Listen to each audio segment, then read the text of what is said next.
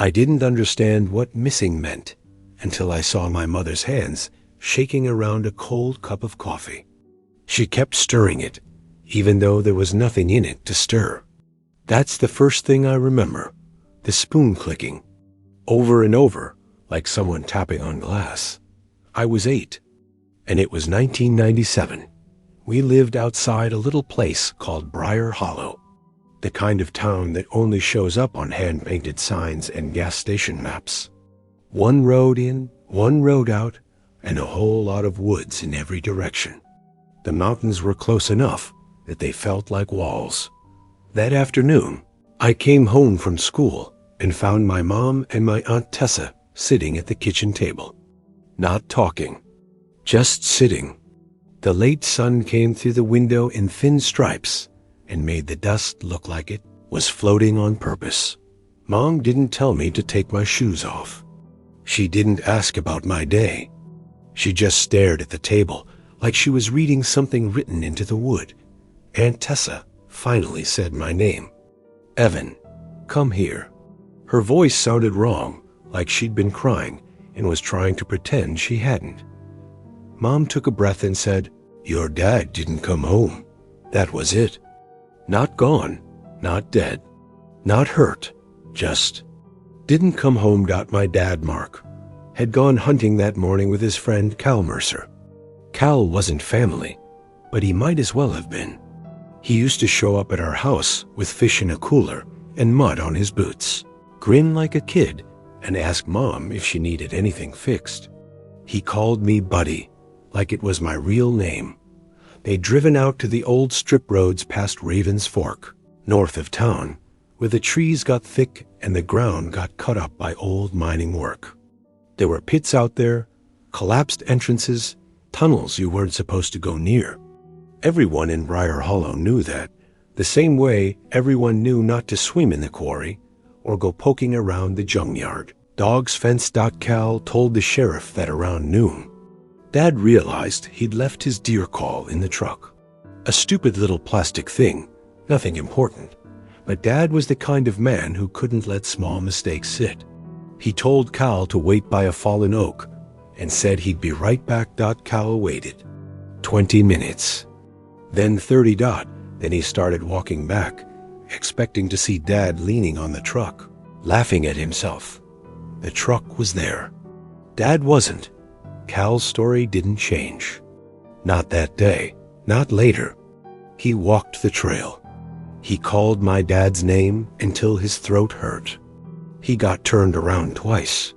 He said he heard something like a faint metal clink, like a tool hitting stone, but he told himself it was just the woods, being the woods. By sundown, deputies were up in those hills with flashlights and radios. Search and rescue came in the next morning. They brought dogs.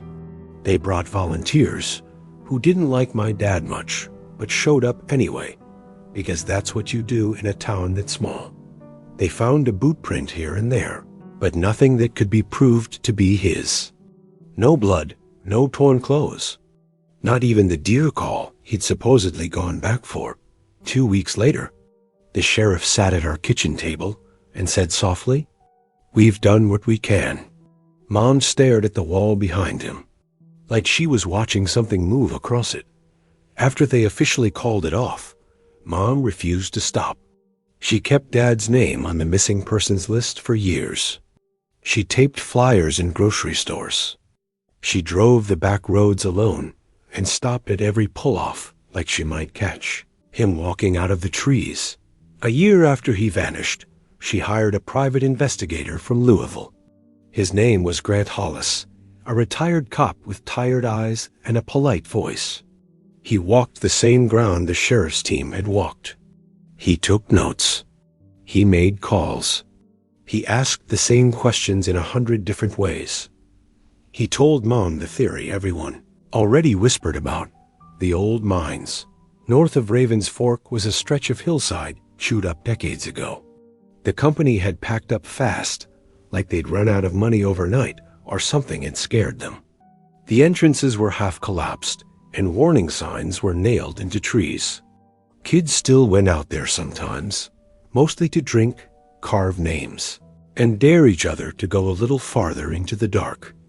Grant said there'd been writing in one of the shafts. Not the usual initials and swears. Not doodles. Lines of symbols, sprayed in black and smeared like whoever did it didn't want it readable, or didn't know how to make it readable. He couldn't match it to anything. He tried. He couldn't find the kids who'd done it either. Then he said gently, "Sometimes people fall, ma'am. Sometimes the woods swallow a person and don't give them back. Mom didn't throw him out. She just nodded, like she'd been waiting for someone to give her permission to stop hoping Cal stopped coming around after that. He sent birthday cards to me, always signed, Your pal, Cal, but he didn't visit. When we ran into him at the store, he'd smile too big and leave too fast. Mom said he blamed himself. I believed her. For years, my dad's disappearance sat in our house like a third person. Quiet, always there. Sometimes it was in the way Mom paused before setting a plate on the table like she almost put down a third. Sometimes it was in the way the phone ringing at night made her whole body tighten. When I was 23, in 2012, Mom called me at work and said, "Cal wants to talk to you." I was working at a tire shop in Haskett, 2 towns over. Grease under my nails, heat in the air, the constant whine of impact wrenches. Normal life. The kind of normal I'd worked hard to build. "Cal?" I said, like the name was a stranger. "He asked if you'd come by," Mom said. Her voice was careful. "He said it was important." Part of me wanted to say no, just to keep everything buried where it belonged. But there was another part, smaller, uglier, that wanted to see him. To look him in the eye and ask the question I'd never asked out loud, why did you let him walk away alone? So that Saturday, I drove out to Cal's place off a gravel road near Briar Hollow. His house looked the same as it always had, just more tired. The porch steps sagged. The yard was too quiet. No music, no TV noise bleeding through windows. Even the wind sounded muted out there. Cal opened the door, and I almost didn't recognize him. He was thinner, gray around the temples. His smile was there, but it didn't reach his eyes. "Evan," he said, like he'd been practicing my name. "Come on in." Inside, the air smelled like old wood and cold metal. Not filthy, just stale, like the place hadn't been truly lived in for a while. We sat at a kitchen table that was too clean, like he'd wiped it down 3 times and still didn't trust it. He offered me a beer. His hand trembled slightly when he set it down. He tried to hide it, but I saw. We talked about safe stuff first. Work. My truck. The fact that Mom was doing better these days. In the way people say someone is doing better when they really mean. She's learned how to breathe around the pain. Cal laughed once, but it sounded forced. Like he was reading the idea of laughter off a script. Then the conversation drifted. The way it always does, toward the thing you're avoiding. My dad. Cal stared into his beer and said, "I go back out there sometimes." My stomach tightened. Out where? Raven's Fork, the strip roads, the pits. He swallowed. I know it sounds. I don't know. Like a man punishing himself. But it's the only place that still feels connected. I watched him. His eyes weren't on me. They kept flicking to the shadowed hallway behind him, like he expected someone to walk out. He said, "I thought maybe you'd want to go with me." I should have said no. Every part of me knew I should have said no, but I heard myself ask, why now? Cal's jaw tightened. He rubbed at a spot on the table with his thumb like he could sand down the wood.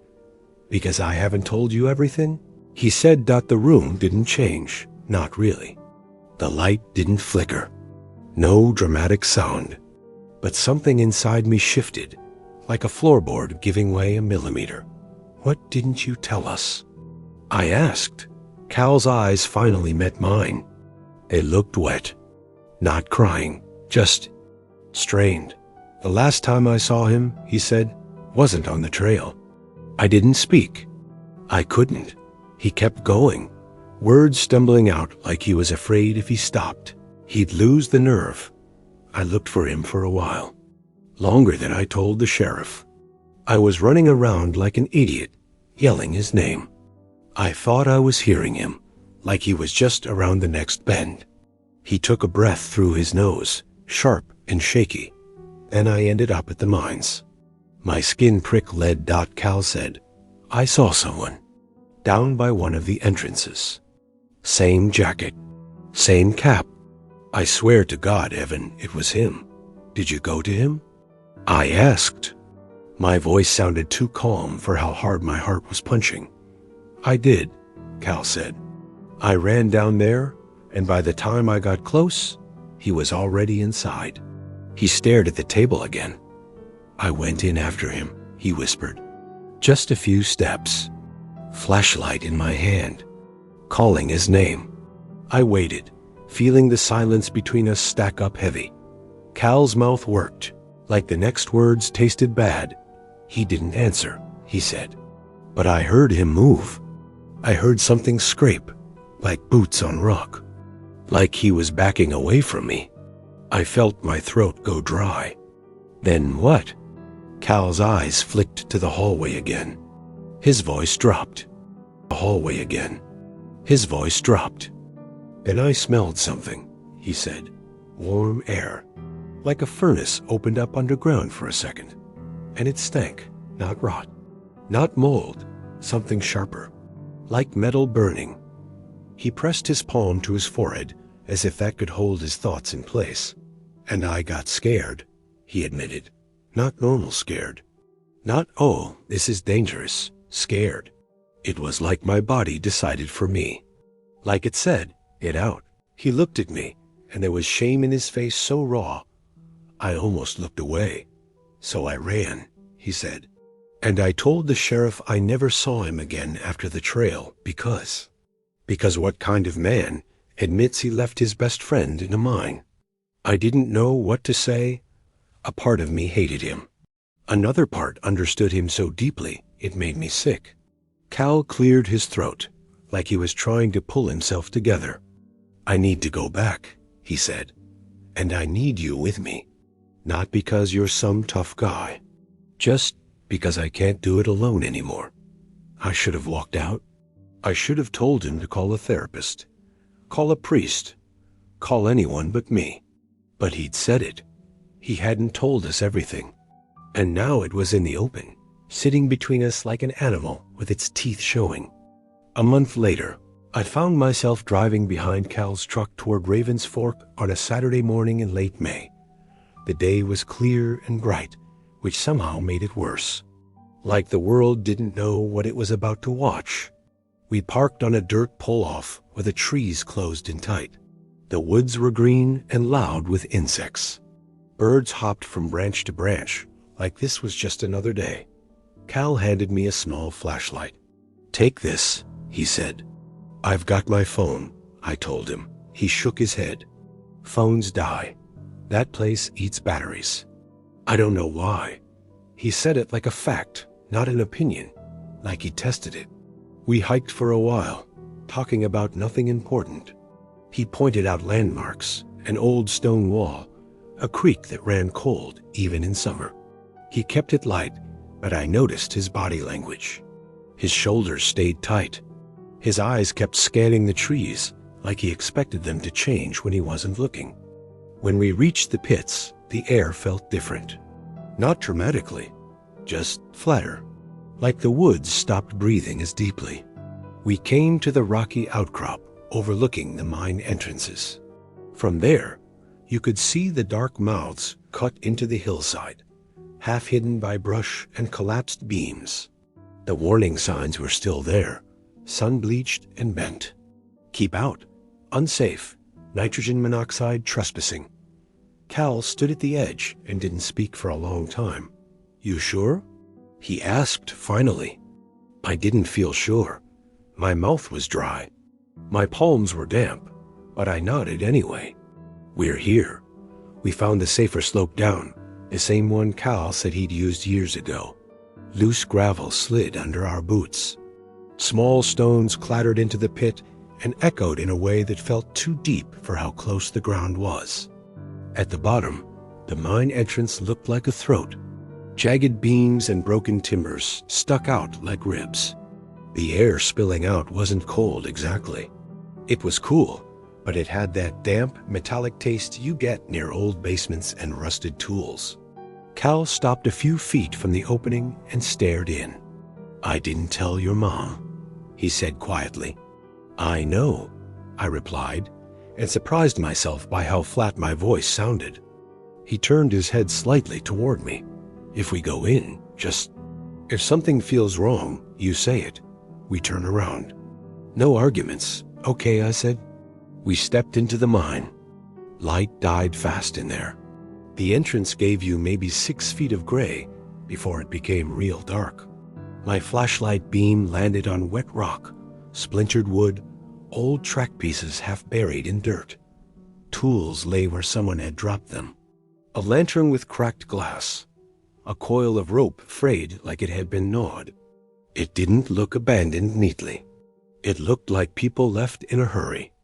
We walked slow. Our boots made the gravel crunch too loudly, like the tunnel was amplifying everything just to remind us we were intruders. Cal was behind me at first. I could hear his breathing. Short, controlled, like he was trying to keep it from shaking. I took a few steps, then turned, partly to check him, partly because I didn't like not seeing him. He was standing near the entrance gate, half silhouette, and he had something in his hand. A pistol. My body reacted before my mind did. My stomach dropped. My throat locked up. "Cal," I said, and my voice came out thin. "What are you doing?" He didn't answer right away. His hand shook. The gun wasn't steady at all. For a second, I told myself it was for protection. Bears, meth heads, anything. But his eyes weren't scanning for threats deeper in the tunnel. They were fixed on me. "Evan," he said, and there was something strange in the way he said it, like he was speaking through a mouth that didn't feel like his. He took one step forward. I backed up without meaning to. My heel scraped rock. The sound bounced down the tunnel. Cal flinched at the noise like it hurt him. "Don't," I said. "Don't do this." His jaw worked like he was chewing on something. His lips moved silently for a second. Then he whispered, "He's here." My skin went cold. "What?" I said. Cal's eyes widened, unfocused. He looked past me, deeper into the tunnel, like he could see around corners. "I brought him," he whispered, and then the gun went off. The sound in that confined space was brutal. It slammed into me, into my bones, like someone hit my skull with a hammer. Dust shook loose from overhead. My ears rang instantly. I didn't wait to see if he'd hit me. I ran. The beam of my flashlight jittered wildly on the walls. The tunnel bent and narrowed, and I started to feel the darkness press in like hands. Another shot cracked behind me. I killed my flashlight, and the world disappeared. Total black. The kind of black that makes you doubt you have eyes. My feet pounded over gravel. I threw my hands out to keep from smashing into stone. The only light came in brief flashes when Cal fired again, each muzzle flare lighting the tunnel like a cruel camera flash. I caught a glimpse of something ahead during one of those flashes. A split in the tunnel. 3 paths branching like a claw. I flicked my flashlight on for half a second, chose left without thinking, and kept running. When I turned the light back on, I saw writing on the walls. Not scribbles, not names. Lines and lines of smeared black marks, thousands of them. Dense like someone had tried to cover the rock in language. It wasn't neat. It was desperate. Like the writing was less about meaning and more about leaving something behind. My brain tried to make patterns out of it and failed. I found a side chamber and dove into it, pressing myself into a corner. I switched my flashlight off and forced my breathing shallow. My hands wouldn't stop shaking. My teeth clicked together. I heard Cal's boots crunching closer. He didn't call for me the way a sane person would. No apologies. No bargaining. Just this low, steady voice, like he was reading a direction. "Evan," he said, "come out." Then, after a pause, he said something that turned my blood to ice. "Mark," he said. "I know you're here. Mark, my dad's name." I clamped a hand over my mouth so I wouldn't make a sound. Cal's footsteps stopped. Silence swelled. In that silence, I heard something else. Not footsteps, not breathing. Rock shifting deeper in the mine, like something heavy adjusted its weight. Cal started muttering under his breath. It didn't sound like prayer, exactly. It sounded like someone repeating a phrase they didn't fully understand, afraid they'd get it wrong. And then warm air rolled through the tunnel. It wasn't a gentle draft. It was a breath, like the mine exhaled. The smell hit a second later. Metallic, yes, but also something worse. Not rot, not sewage, not the usual disgusting stuff. This was dry and burning, like a hot electrical fire mixed with old pennies and something. Meaty, but wrong, like cooked fat left too long. My eyes watered. I pulled my shirt over my nose. My stomach lurched. Cal's voice rose. It cracked as he yelled, "He's here. I brought him." "I did what you asked." He kept saying it, louder and louder, like volume would make it true. His words tumbled into pleading, then into screaming. A scream that didn't sound like anger anymore. It sounded like pain. I waited for another gunshot. None came. I heard him stumble. Gravel scraped. Something thudded, like a body hitting rock. Then his voice changed again, thin, strained, almost. Surprised, and then he was silent. I didn't think. I moved. I ran out of the chamber and sprinted the way I'd come, flashlight on now, not caring if he saw me. The writing on the walls blurred past like insects. My lungs burned. My legs felt like rubber. When I reached the split, I didn't slow down. I guessed. I got lucky. Faint daylight appeared ahead like a smear. I burst out of the mine into the sun and kept running up the slope, slipping, catching myself on saplings and sharp rock. The woods outside were bright and loud again, birds chirping like nothing had happened. That normal sound made me feel insane, like I'd imagined everything. I didn't stop until I reached the outcrop. I looked down at the mine entrance, expecting to see Cal come stumbling out, furious, or crying or laughing. Nothing moved. My ears still rang. My hands shook so hard I couldn't unclench them. I made it back to my truck on automatic, like my body had memorized the path without asking my permission. When I grabbed the door handle, my fingers slipped. Sweat made the metal slick. I sat behind the wheel and stared at the windshield until my vision steadied enough to drive. I didn't go home right away. I couldn't. My mind kept replaying that moment Cal saying my dad's name. The warm air, the smell, the way the mine had seemed to breathe. In Briar Hollow, I stopped at a diner and asked to use their phone. My voice sounded far away, like someone else was talking. I told the dispatcher my dad's friend had shot at me at the Ravens Fork mines. I told her he was still inside. I told her something happened down there, something I couldn't explain. Deputies met me in the parking lot. I gave my statement. I showed them my jacket, where a bullet had punched through a pocket without hitting me. One of the deputies whistled softly when he saw it. They drove out there. Hours later, one of them called me back. They found footprints. They found shell casings near the entrance. They found scuff marks where someone had slid or been dragged across gravel. They didn't find Cal. Search and rescue went in the next day. They went as far as they safely could. They found old chambers, flooded cuts, collapses. They found some of the black writing, photographed it, argued about whether it was just graffiti after all. They found no body, no weapon. The sheriff's conclusion was clean and sensible. Gas blowout. Old mines collected pockets of carbon dioxide, methane, hydrogen sulfide. A shift in pressure could push a wave of it through the tunnels. A person exposed could panic, hallucinate, get disoriented. Cal, already worn down by guilt, could have snapped. He could have wandered deeper and collapsed where no one could reach.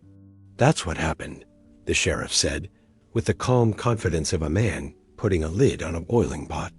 Mom accepted it the way she'd learned to accept things, with a quiet face and tired eyes. But I didn't, because the warm air didn't come when we walked in. It came after I was hiding, after Cal called me by my dad's name, after we both heard something shift deeper in the mine, after he started yelling like he was talking to someone who wasn't me. For months afterward, I woke up with the smell in my nose.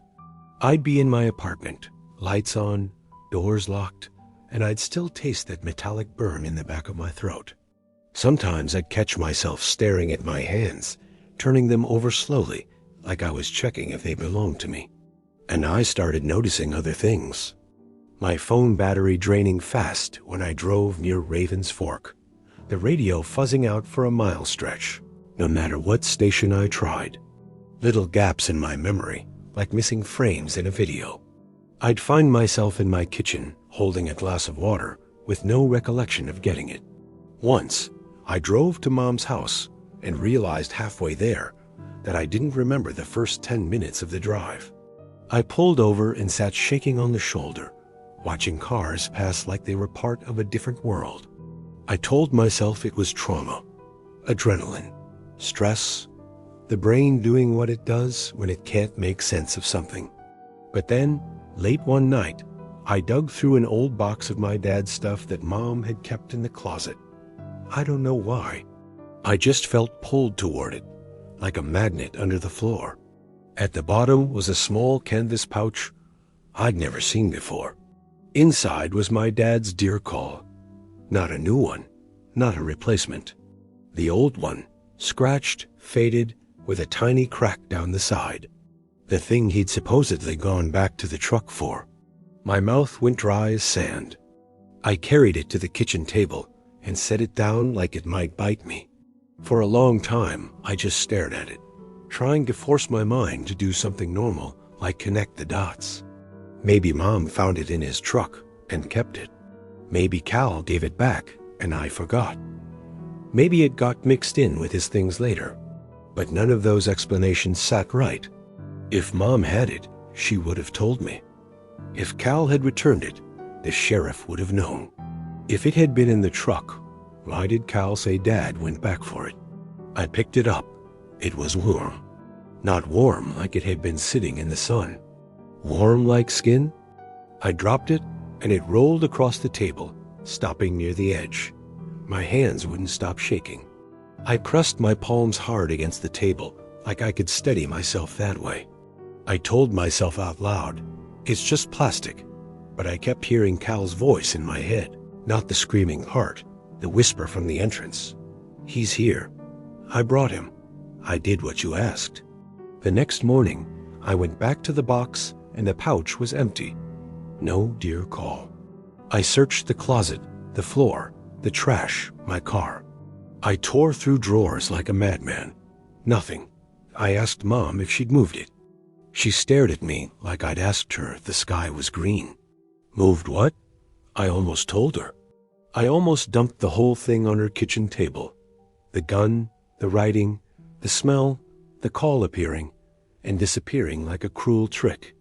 But I didn't, because when I looked at her, I saw the same tired face she'd worn when I was 8.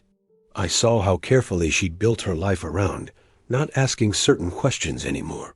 And I was suddenly terrified that if I said it out loud, something would hear. So I kept it to myself. 2 years later, the county finally blasted the Raven's Fork entrances shut. Concrete and rock, a sealed wound on the hillside. The sheriff called it public safety. The news called it closure. People in town nodded and moved on. But sometimes, when I drive that stretch of road north of Briar Hollow, My radio goes quiet for a mile. Not static, not interference, just silence. And in that silence, I swear I can hear a faint tapping, like a spoon against a coffee cup. Click, click, like someone waiting at a kitchen table, like someone practicing patience. And every time it happens, I have the same thought, sharp and unwanted. If Cal brought him something, what did the mind give Cal in return? I don't go looking for answers anymore. I don't hike near those pits. I don't tell people this story at parties. I don't even say my dad's name in that part of the county, not if I can help it. But late at night, when the house is still and the air turns cold for no reason, I catch myself listening for that breathy rush of warm air. And sometimes I'll wake up with the taste of metal on my tongue, my shirt pulled up over my nose like I'm trying to block a smell that isn't there. The worst part isn't wondering whether my dad died in that mine. The worst part is realizing I'm no longer sure who walked in there that day, and whether he ever walked back out at all. I was 11 that fall. It was 1998. My mom had taken a contract job out of state, and I was staying with my Uncle Ray in his house off Briar Street. He wasn't really my uncle more, like my mom's old friend from high school, but that's what I called him. Ray worked long shifts at the mill. He left before sunrise and came home after dark. Most afternoons, the house was just me and the quiet. And that phone. It sat on a small table beside Ray's bed upstairs. Beige, heavy. The cord stretched in a tight spiral like a muscle that never relaxed. Ray kept it there because the downstairs one had stopped working months ago. The first time it happened, he came home irritated. "Did you use my phone?" he asked, dropping his keys into the ceramic bowl by the door. I was sitting on the couch, watching cartoons. No, he didn't argue, just went upstairs. A few seconds later, I heard him sigh. "Dylan, it's off the hook again." I went up and saw it myself. The receiver lay on the floor beside the bed, the cord stretched straight out, tight as a pulled rope. Not tangled, not curled, just placed. "I didn't touch it," I said. Ray stared at me for a long second. He wasn't angry, not yet, just confused. Then how'd it get down there? I didn't have an answer. After that, it kept happening. Every couple of days he'd come home and find it off the base. Sometimes it rested on the edge of the mattress. Sometimes on the floor. Always positioned in a way that didn't look accidental. Ray started checking it before he left for work. He'd set it firmly in place and glance at me. Not accusing, just watching. I started watching it too. I'd sit at the bottom of the stairs after school and listen. The house had its normal sounds, the fridge clicking on, pipes shifting, wind brushing the siding. But sometimes there were other noises. 2 dull thumps from upstairs. Not loud, just enough to notice. Once, I told myself it was the house settling, but houses don't shift in pairs. One Tuesday in October, I came home early because the power went out at school. The sky was flat and gray, and the air smelled like rain and metal. I unlocked the door and stepped inside. The house felt warmer than it should have. Not cozy warm, stuffy, like the air hadn't moved all day. And then I heard it. 2 footsteps above me. Slow, heavy, not like Ray's boots, softer, but deliberate. I froze. My backpack slid off my shoulder and hit the floor. The sound echoed louder than it should have. I waited for another step. Nothing. My mouth felt dry. I told myself Ray must have come home early. Maybe the mill shut down too. That made sense. It had to. I climbed the stairs slowly. The carpet runner in the center was worn thin. Each step made a small groan. I tried to place my feet near the edges where it was quieter. The hallway upstairs was short. Just Ray's bedroom on the left, a tiny bathroom at the end, and the spare room on the right where I slept. Ray's door was slightly open. I pushed it wider. The room was empty. The bed was made. The blinds were half closed, letting in thin lines of gray light. Dust floated in the beams. And the phone. The receiver lay on the floor again. But this time it was different. The cord wasn't just stretched. It was pulled so tight the base had shifted a few inches toward the edge of the table. The receiver rested flat on the wood floor, perfectly still, as if someone had set it there carefully. I stepped inside. The air felt colder near the floor. I crouched and looked at the cord. It didn't look like it had fallen. It looked placed, measured. I picked it up and tried to recreate it. I nudged the table. I let the receiver slip from my hand. Every time it bounced or curled naturally. The only way to make it lie flat like that was to pull it tight and lower it gently. And even then it tried to spring back. I swallowed and set it back on the base. The phone rang instantly. The sound exploded through the room. I flinched so hard I nearly fell backward. It rang again, loud, demanding. I answered. Hello? There was breathing, soft, steady, close to the receiver. Ray? I whispered. The breathing continued. Not mechanical, not static, human. Stop it, I said, even though I didn't know who I was talking to. Then the line went dead. I stood there, staring at the handset. My reflection in the dark plastic looked pale and stretched. The phone rang again. This time it was Ray. He sounded annoyed. Why didn't you say anything when I called? What? I called 10 minutes ago. Someone picked up. I just got home. There was a pause. You sure? The question lingered longer, and it should have. I didn't answer before now, I said.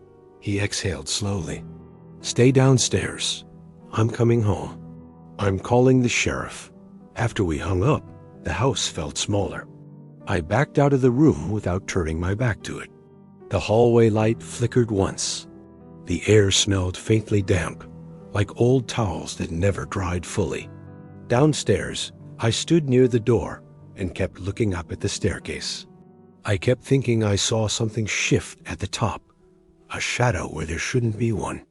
But every time I blinked, it was gone. When the sheriff's truck pulled in, I nearly ran outside. Ray arrived minutes later. His face was tight, jaw clenched. He didn't hug me. He just placed a hand on my shoulder and guided me inside while the deputy searched the house.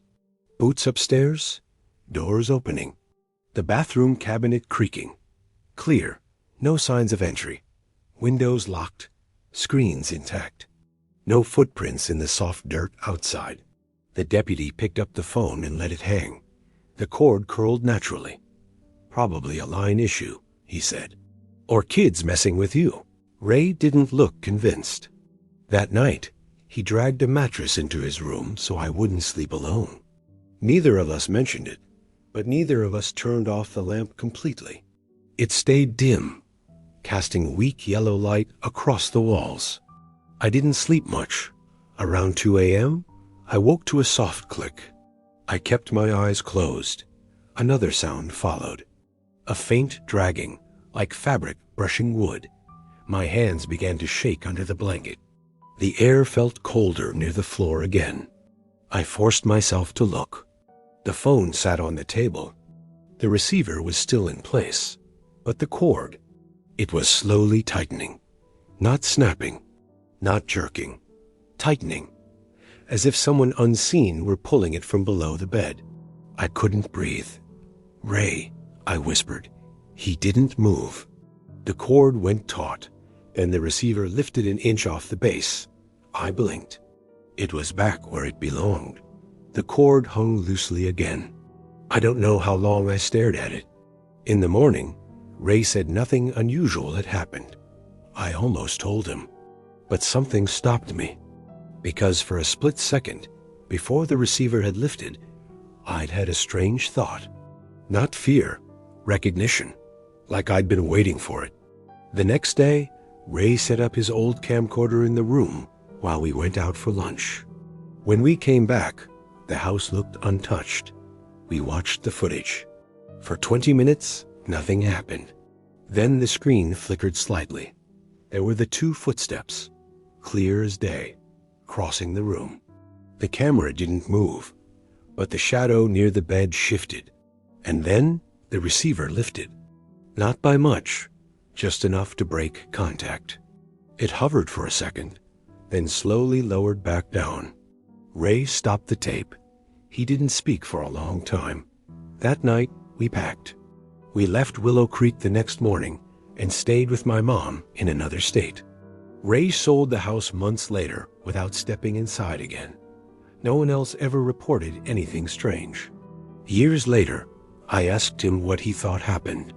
He just shook his head. Old wiring, old houses. But sometimes, late at night, I think about that moment before the receiver lifted, that flicker of recognition. Because here's the part I never told him. The afternoon I first heard the footsteps, before I went upstairs, I stood in the living room for a few seconds longer than I remember. Long enough to hear something else. My own voice, soft, whispering from upstairs. Hello? In the summer of 1923, my grandfather moved his family to a stretch of farmland outside a town called Briar Ridge, Kentucky. It wasn't much of a town. A feed store, a church, a handful of houses sitting too far apart to feel like neighbors. The place had that quiet that presses against your ears. My grandfather's name was Thomas Hull, his wife Eleanor. They had 4 children, but the youngest, my great-aunt Clara, was the one who told the story years later, her voice thin and steady like she'd practiced not shaking. They bought the house cheap, too cheap. It sat near a creek that never seemed to run clear. Even in summer, the water looked cloudy, slow, almost tired. The house itself leaned slightly to the left, as if the ground underneath had shifted and never bothered to correct itself. Clara said the first week felt normal. Dusty, hot, busy. They unpacked crates, scrubbed floors, opened windows that hadn't been opened in years. The air inside smelled stale and sour, like wet wood left too long in the dark. Then came the knock. Not on the door, inside the wall. 3 firm raps, spaced evenly. Not frantic, not loud, just deliberate. Thomas was sitting at the kitchen table, cleaning his rifle. Eleanor was peeling potatoes. The children were arguing about who got the corner bedroom. The sound came from behind the stove. Thomas looked up first. He waited for it to happen again. It did. 3 knocks. He stood slowly and pressed his palm against the wall. The wood felt cool, solid. Probably the pipes, Eleanor said, though they didn't have indoor plumbing. That night, nothing happened. The next afternoon, it came again. This time from the hallway. 3 knocks. Clara said her older brother Samuel laughed at first. He knocked back against the wall and said, "You're in the wrong house." The wall answered. 3 knocks. Samuel didn't laugh again. It went on like that for days. Always 3 knocks. Always somewhere inside the house. Never outside. Thomas searched the crawl space. Found nothing but old bricks and a broken jar. He checked the attic. Just dust and heat thick enough to choke on. The knocks began to move. Kitchen one day. Bedroom the next. Then inside Clara's closet. She stopped sleeping with the door closed after that. Small things started shifting. A chair angled slightly different than before.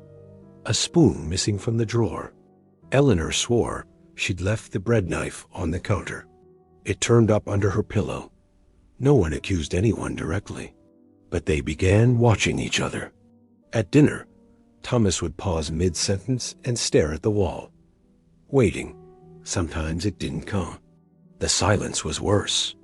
About a month after they moved in, Clara woke up to whispering. Not loud enough to make out words. Just the shape of speech, like someone murmuring behind a thin curtain. She lay still, listening. The room felt colder than it should have been. Summer nights in Briar Ridge were heavy and warm. This felt like early winter. Samuel she whispered. The whispering stopped. The air pressed close around her ears.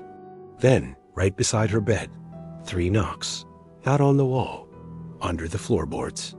She screamed. Thomas tore into her room with the rifle in his hands. Eleanor behind him, pale and barefoot.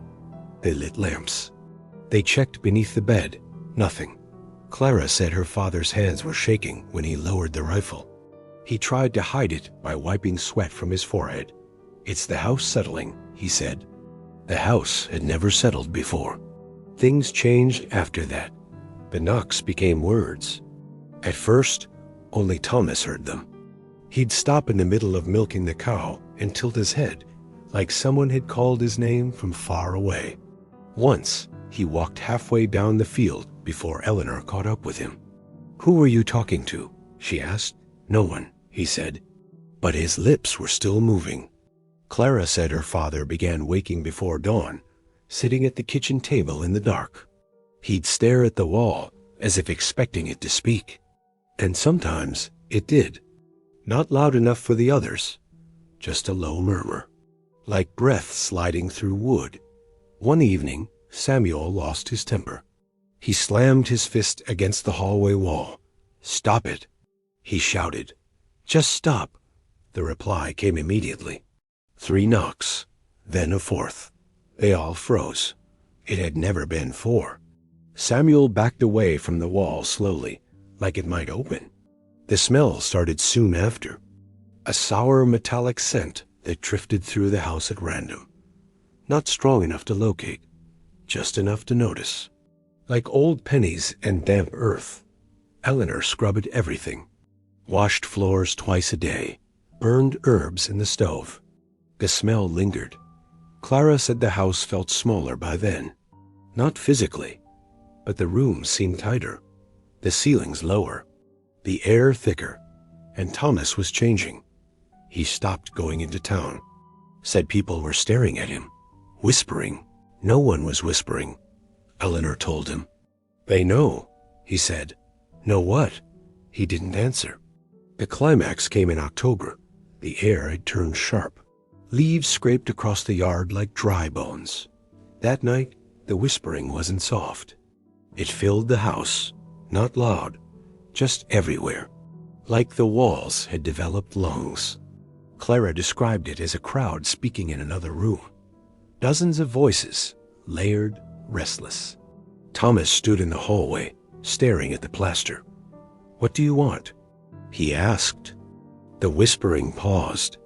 Then clearly, from inside the wall, "Thomas," not a hiss, not a growl, a calm voice. Thomas pressed his ear to the plaster. Eleanor grabbed his arm. "Stop." The wall knocked back, once, twice, 3 times. Then something inside it shifted. A dragging sound, slow, heavy. Thomas began pulling at the plaster with his bare hands. Eleanor screamed for him to stop. Dust filled the air. His fingernails tore. Blood streaked the wall.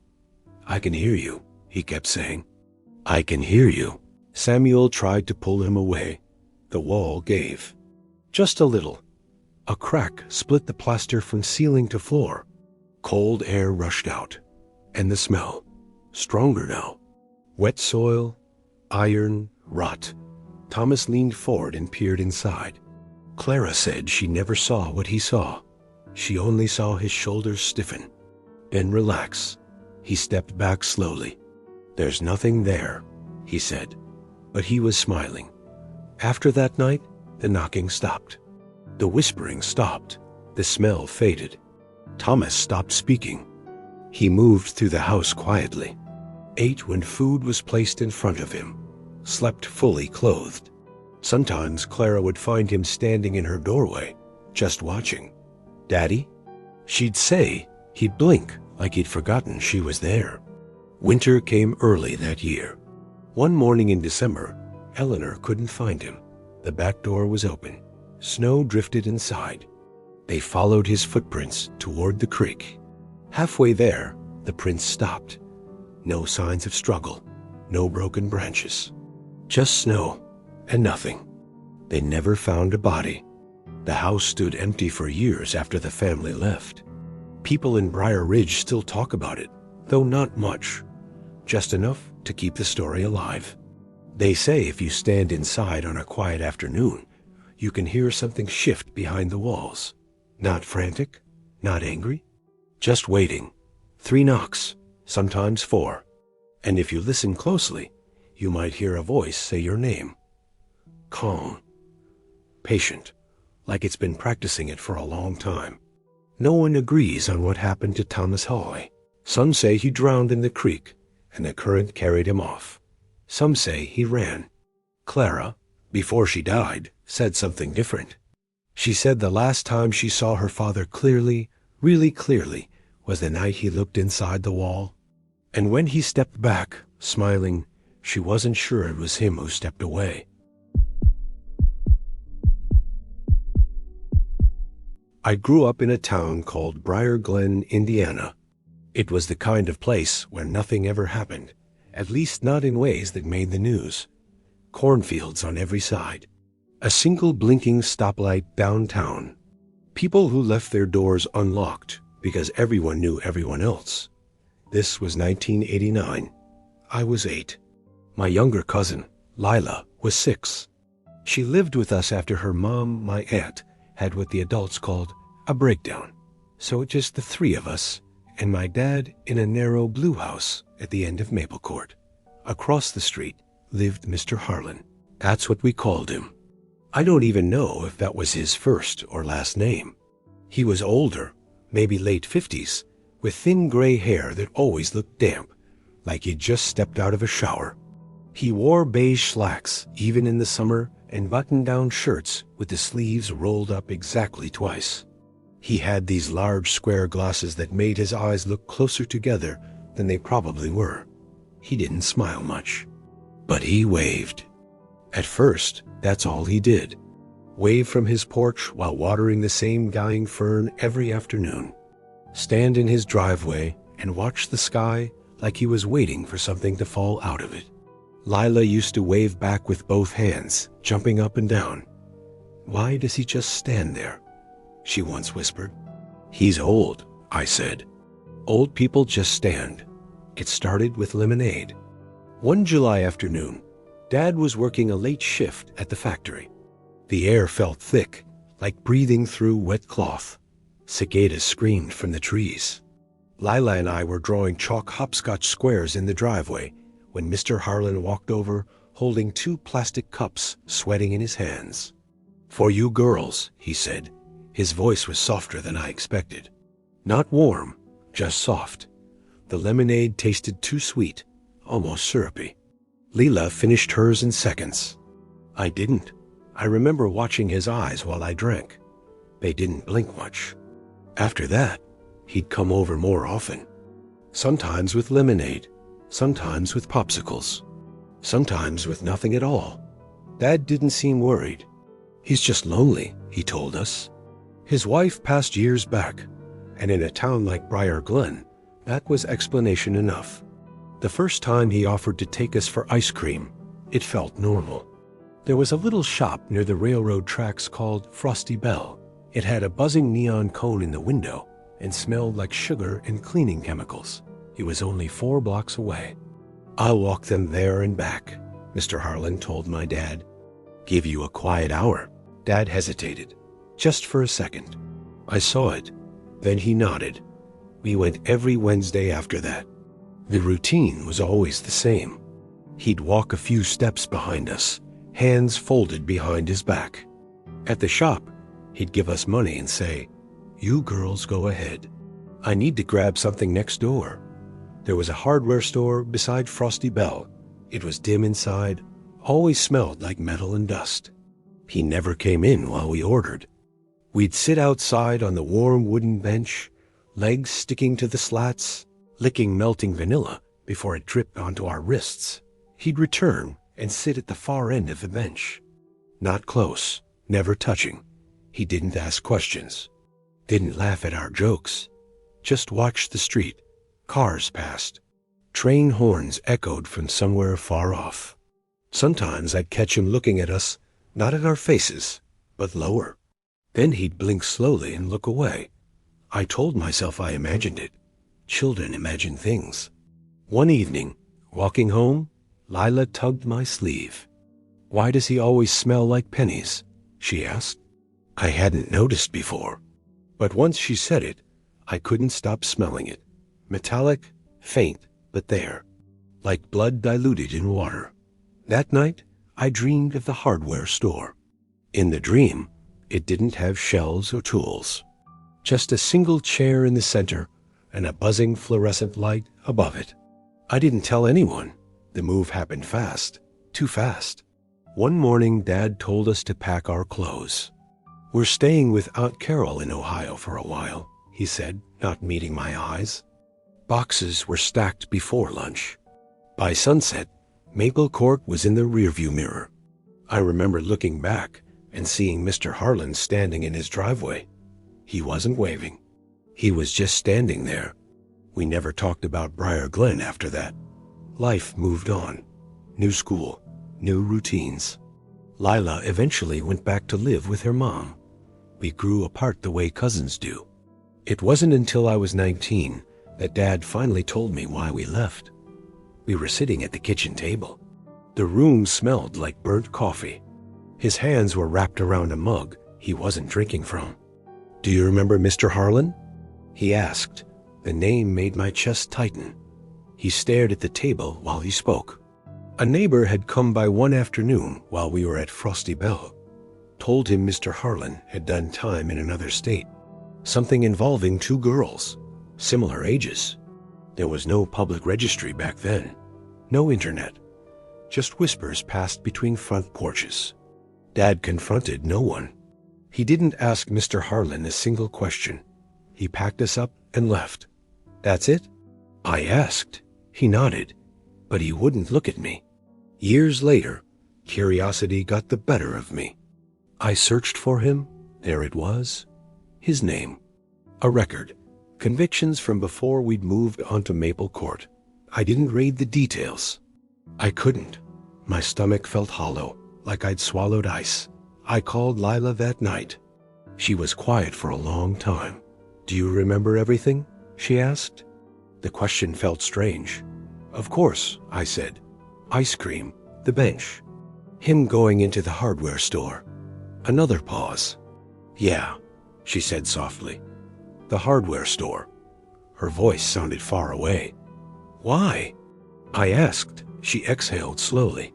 I don't remember him staying outside every time." My mouth went dry. "What do you mean?" I think I remember going inside once. Or maybe more than once." She sounded unsure. "It's fuzzy." "That's not right," I said too quickly. "We always stayed outside." She didn't argue. But she didn't agree either. I started replaying those Wednesdays in my head. The neon cone buzzing. The sticky bench.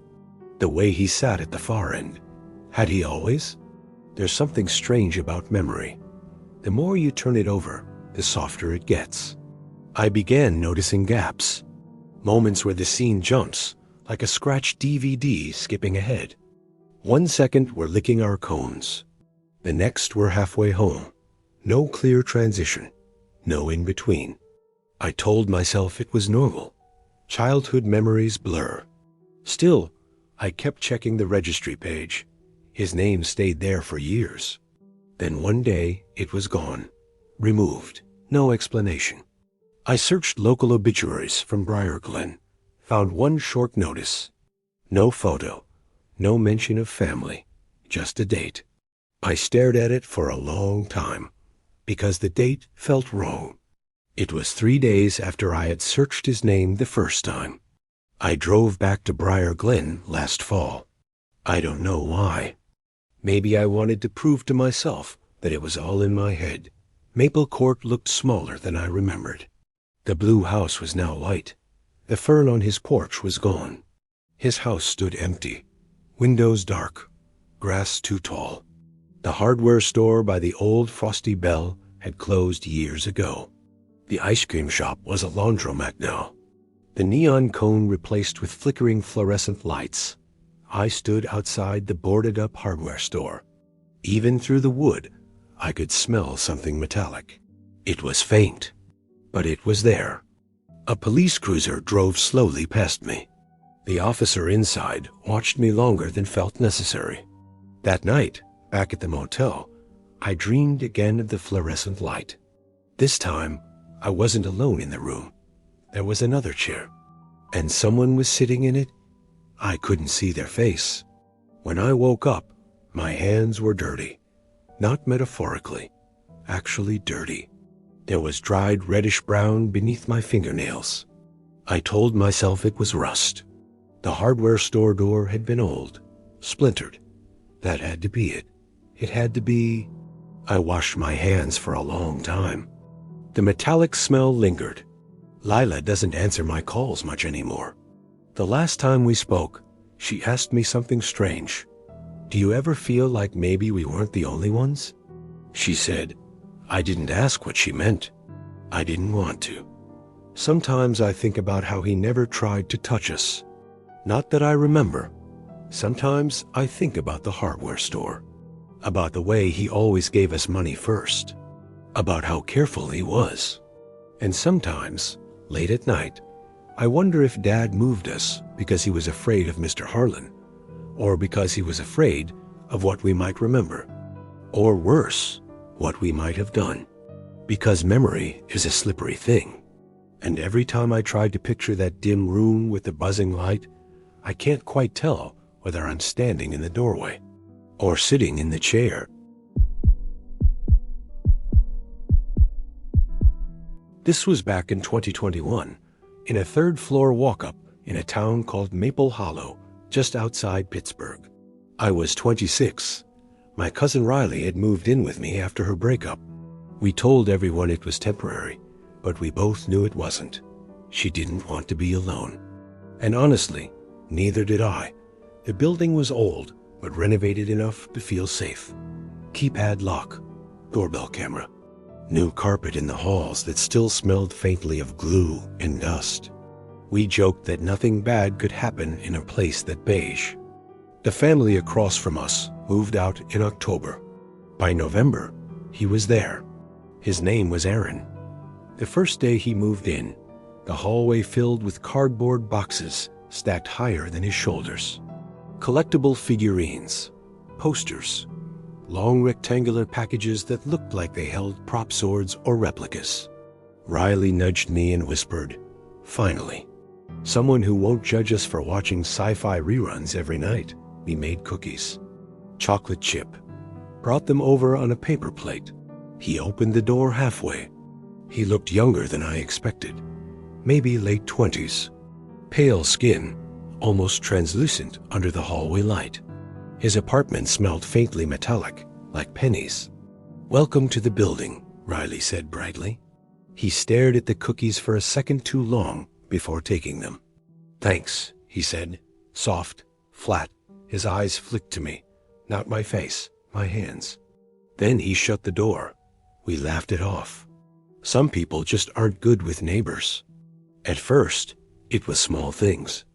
Every time one of us stepped into the hallway, his door would open.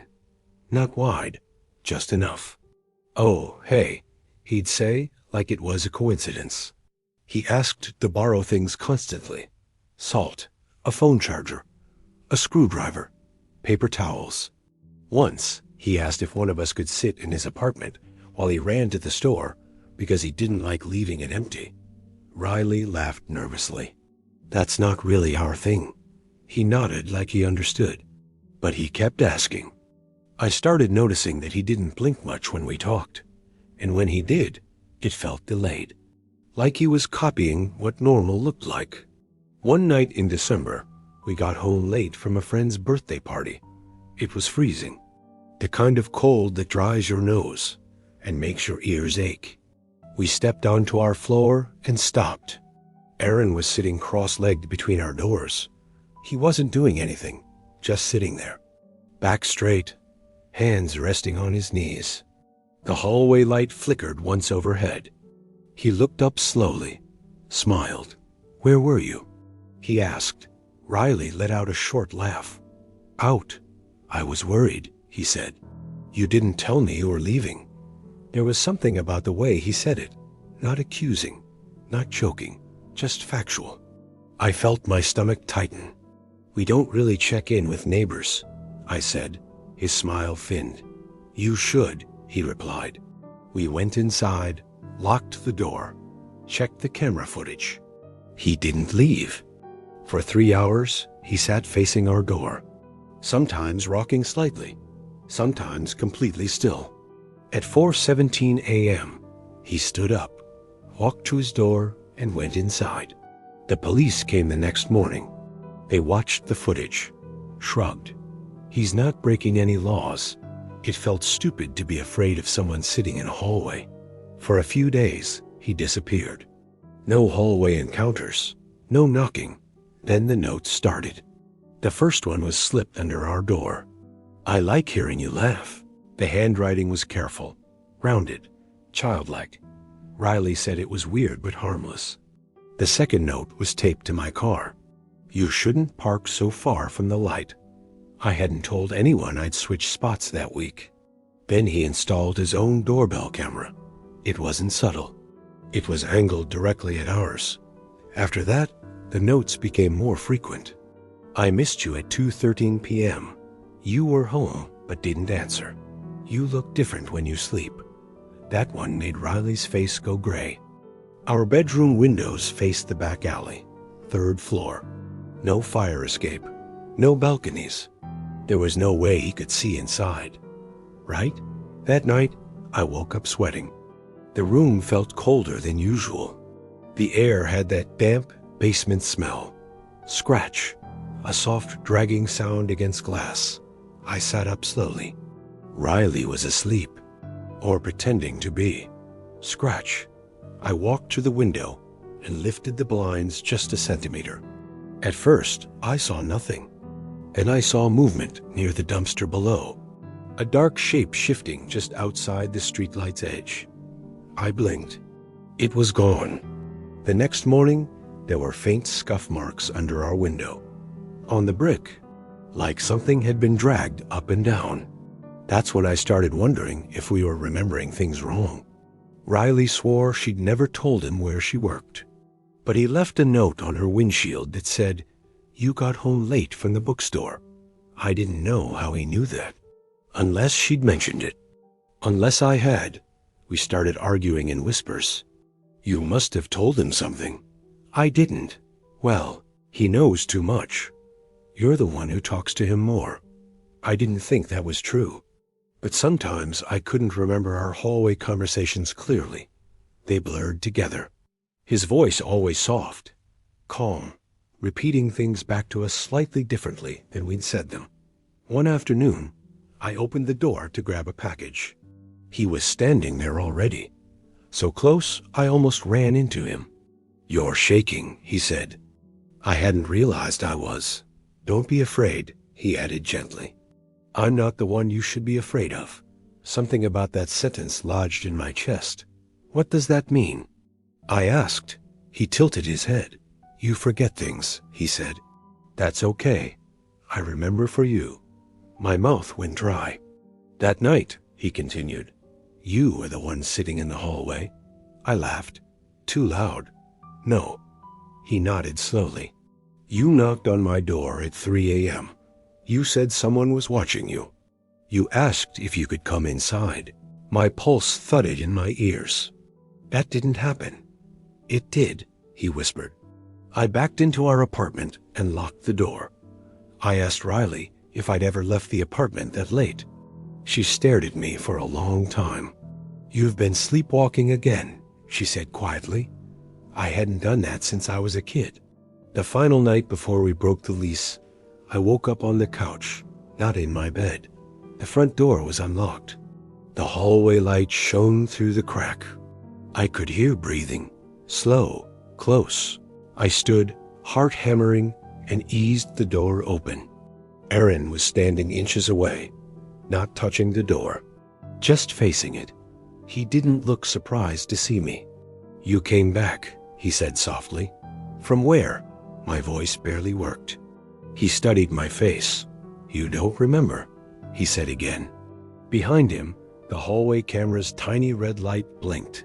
Recording. I glanced down. My hands were dirty, dust under my nails. Like I'd been outside. "I think you're mixing things up," I whispered. He stepped aside slightly. His apartment door was open. Inside, on his wall, were printed screenshots, still images from his doorbell camera. Me in the hallway at night.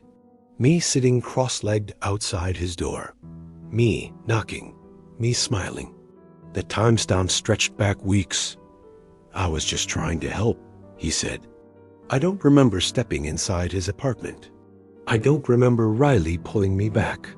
I only remember the smell. Metallic. Thick. We moved out 2 days later. Different town. Different building. Riley doesn't like when I bring it up. She says we got paranoid. That stress makes people imagine patterns.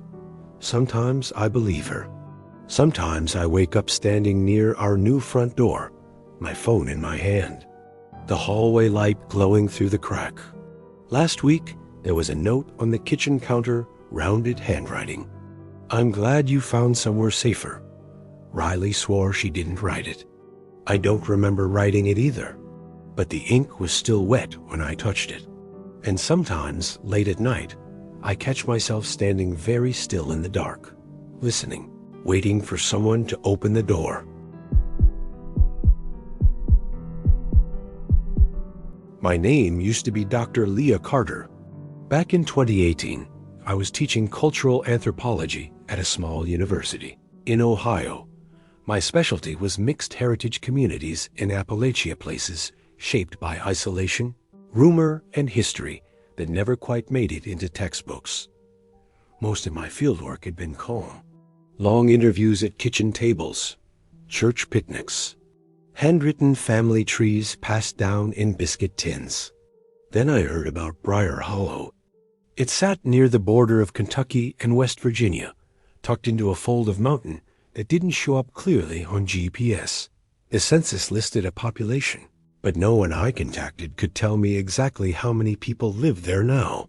"Hard to say," one county clerk muttered. "Folks keep to themselves." There was one detail that caught my attention. Several local doctors had quietly noted that Briar Hollow residents lived unusually long lives. Not just long, exceptionally long. No records of advanced medical care, no large clinics nearby. Yet birth certificates stretching back into the early 1900s still listed living individuals. The numbers didn't add up. So I drove down in late October. The trees were already losing their leaves, the mountains turning gray and thin. The road narrowed the deeper I went, until it was just cracked asphalt splitting a tunnel of bare branches. My phone lost signal 10 miles out. When Briar Hollow finally appeared, it didn't look special. A few weather-beaten houses, a general store with faded lettering, a church that leaned slightly to one side like it was tired. But the quiet felt heavy, not peaceful, heavy. I parked near the store. The air was colder than it should have been for mid-afternoon. No wind, no birds, just stillness. Inside the store, a man in his 60s stood behind the counter, reading a newspaper that looked days old. He didn't look up when I entered. "I'm looking for the Whitaker family," I said. "I'm doing some genealogical research." The paper lowered slowly. His eyes weren't unfriendly, just watchful, measuring. "They're up the ridge," he said after a moment. "But they don't take kindly to strangers." "I won't stay long." He folded the newspaper carefully. "Nobody does." I wasn't sure what he meant by that. The path up the ridge wasn't marked. Just a thin dirt trail between trees. Leaves crunched under my boots. I kept feeling like someone was walking behind me, matching my pace. Every time I stopped, the forest went completely still. Not a twig snapping, not a breath. After about 15 minutes, I saw the house. It sat higher than the others, almost swallowed by trees.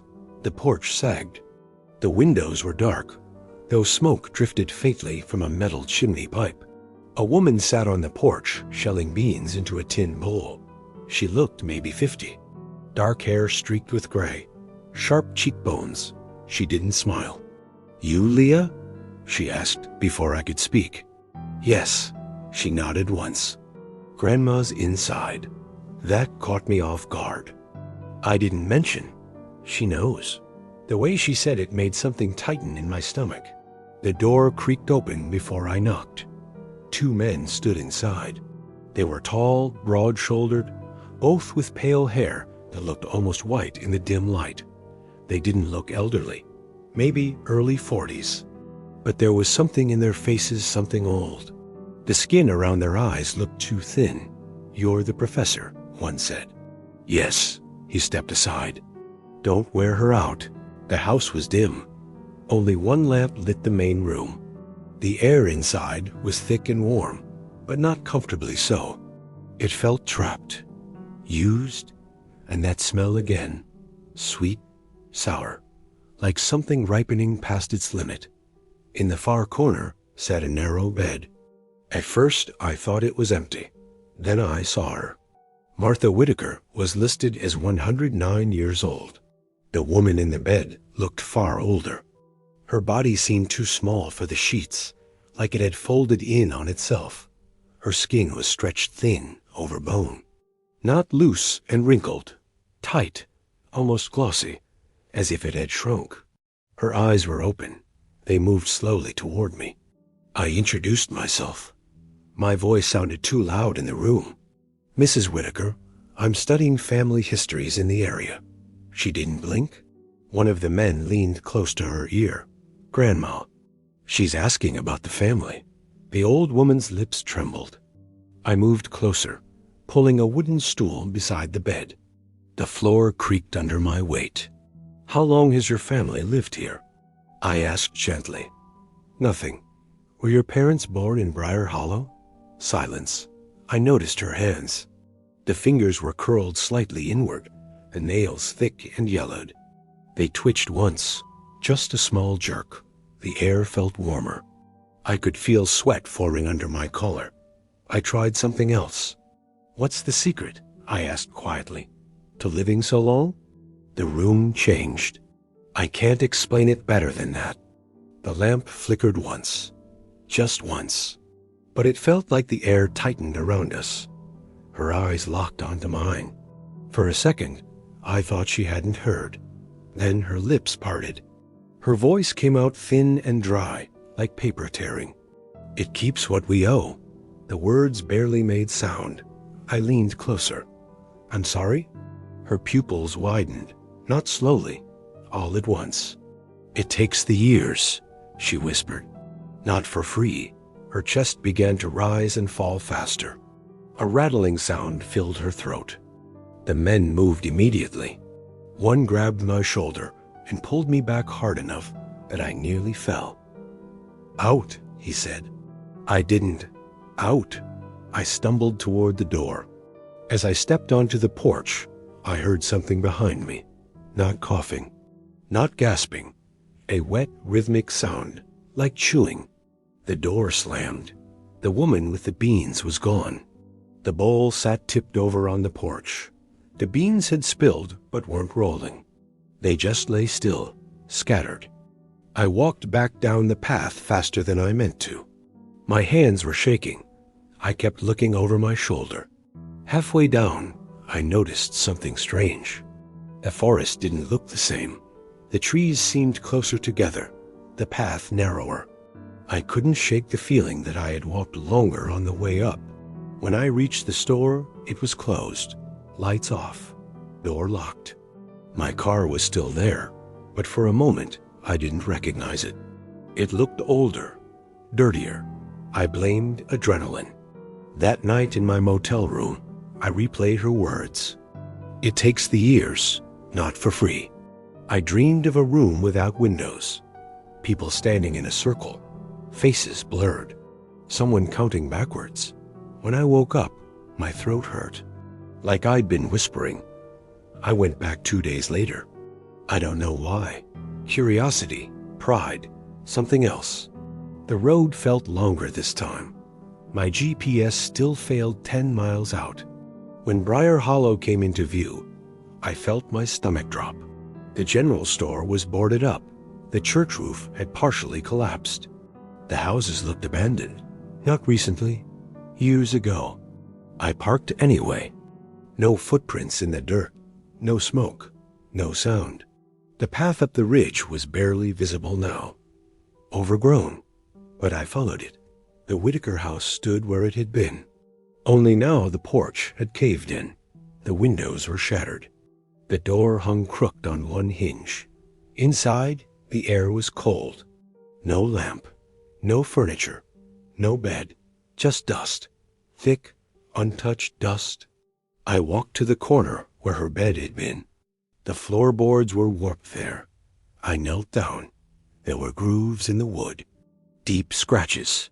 Long and uneven, like something had dug in. Behind me, I heard a floorboard creak. I spun around. No one, but the smell was back. Sweet, rotting, close. My reflection flickered in the broken window. For a second, it didn't move when I did. It just stared. And I swear just for a moment it looked older, much older. I left Briar Hollow that day and never put it in my research. Official records say the town was abandoned in the early 1990s after a landslide made the area unsafe. That's what the county clerk told me when I called later. He insisted no one had lived there in decades. I didn't argue, but sometimes, late at night, I feel something I can't explain. A heaviness behind my eyes, a pressure in my chest. Last week, I found a gray hair in my sink. I'm 38. Maybe it's stress. Maybe memory plays tricks. Or maybe some places don't give time freely. Maybe it just borrows it. And maybe, when it's ready, it comes back to collect. Back in 2009, when I was 9 years old, it was just me and my dad, Greg. My mom had died when I was 3. I don't remember her much. Just the smell of her shampoo and the sound of coughing through thin hospital walls. Our neighbor back then was a man named Dale Harker. He lived 4 houses down in a sagging blue ranch house with a yard full of dead grass. His dog barked at nothing, sometimes for hours. His truck, an old red Ford with rust crawling along the doors, was always parked crooked in the driveway. The night everything changed, the air felt wrong. Not stormy, not cold, just heavy. Dad had come home late from the hardware store. He was carrying in grocery bags while I sat on the living room floor, watching cartoons. The screen flickered in a way that made the room pulse dimly, like a slow heartbeat. Then I heard a bang. Not loud enough to be a gunshot, more like something metal hitting the ground. I ignored it at first.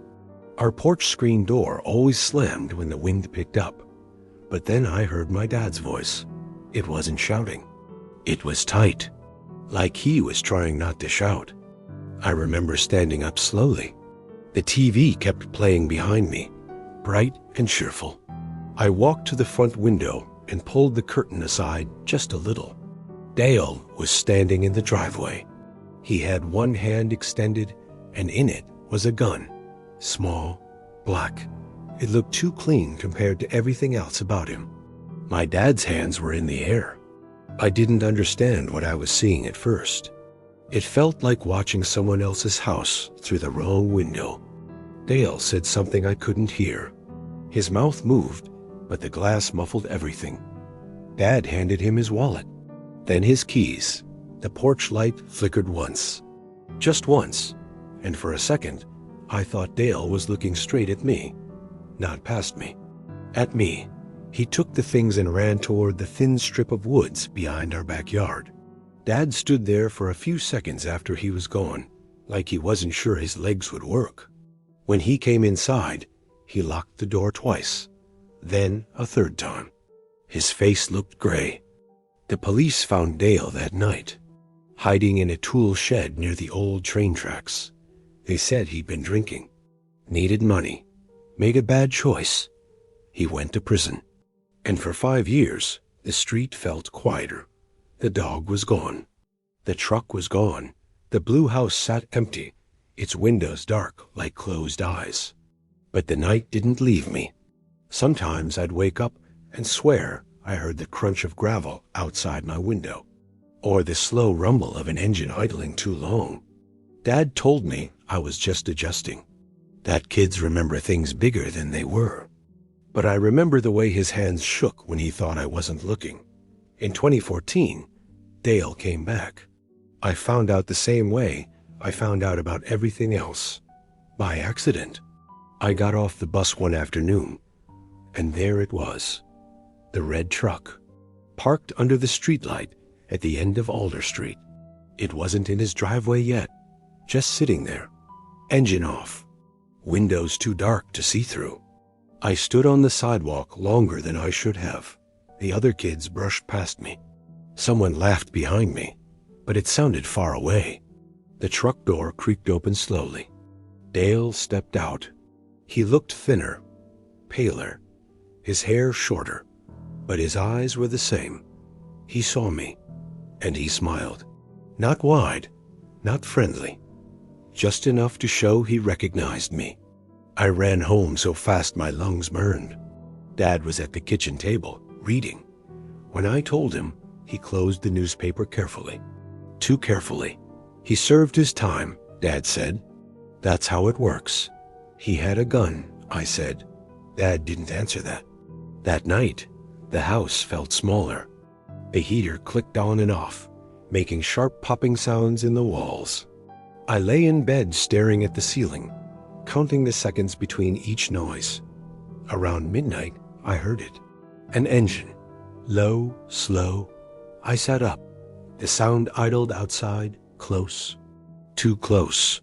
I moved to the window and lifted the corner of the curtain just enough. The red truck was parked directly across from our house. Lights off. No movement. Just sitting there. I told myself it could be anyone. But no one else in Merrill Creek owned that truck. The engine shut off. Silence flooded in, thick and ringing. The truck didn't move until morning. After that, things started slipping. Small things. Dad began locking doors earlier. He stopped leaving the porch light on overnight, said it attracted bugs. Once, I found him standing in the kitchen at 2 a.m., staring out the back window into the dark yard. Just checking, he said. Checking for what? He didn't explain. Dale didn't talk to us. Didn't approach us. But sometimes I'd see him walking along the sidewalk at dusk, hands in his jacket pockets, head tilted slightly like he was listening for something. The dog never came back, but sometimes, late at night, I could swear I heard scratching outside my bedroom wall. Not loud, just enough to make me hold my breath. One evening, about a month after he returned, Dad came home later than usual. There was dirt on his jeans. Not normal yard work dirt. Dark. Damp. I noticed it because it smelled metallic, like wet pennies. "You okay?" I asked. "Fine," he said too quickly. He washed those jeans alone that night. The truck kept parking across from our house. Not every night, just enough. One Saturday, I was home alone. Dad had gone to pick up something from the store. I heard a knock on the door. 3 slow taps. I froze. Dad never knocked like that. I stayed quiet. Another 3 taps. Then a voice. "Ethan." Soft. Calm. I didn't answer. The door handle rattled once. Not hard. Just testing. Then silence. When Dad came home, I told him. He went very still. "Did you open the door?" He asked. "No." He nodded. That night, I woke up to raised voices outside. I crept to the window. Dad was in the yard. Dale stood near the fence. They weren't shouting. They were arguing quietly, urgently. I couldn't hear the words, but I saw something else. Dad handed him something small, something that caught the porch light for a second. Metal. Dale closed his hand around it. Then he walked away. Dad stood there for a long time before coming back inside. When he saw me at the hallway, he looked. Guilty. We're fine, he said. But he didn't explain. The climax didn't happen with a scream. It happened with an absence. 2 weeks later, Dale's truck disappeared. No moving van. No for sale sign. Just gone. His house set dark again. I felt lighter at first, like I could breathe. But Dad didn't. He started sleeping on the couch. He kept the TV on low all night, the screen flickering against his face. One morning, police cars rolled down Alder Street, not to our house, to the woods behind it. They found something near the old tool shed by the train tracks. I wasn't allowed to go near, but I saw the stretcher. Covered, the rumor spread quickly. A body, male, decomposed. They said it might have been there for years. I watched Dad's face when he heard. It didn't look shocked. It looked tired. The officers came by later that afternoon. They asked questions about that night in 2009, about where Dad had been, what he'd seen. I sat in the hallway, listening. Dad's answers sounded rehearsed, careful, measured. That evening, I went to the backyard alone. The dirt near the fence looked disturbed. Not fresh, but not old either. I knelt down and pressed my hand into the soil. It was colder there, colder than the rest of the yard. I don't know why I started digging. Maybe I wanted to prove something. Maybe I wanted to be wrong. About 6 inches down, my fingers brushed metal. I pulled it free. A small black gun. Too clean. I stared at it for a long time. The porch light flickered on behind me. Dad's voice came from the doorway. "Ethan." I didn't turn around. "Where did you get that?" he asked.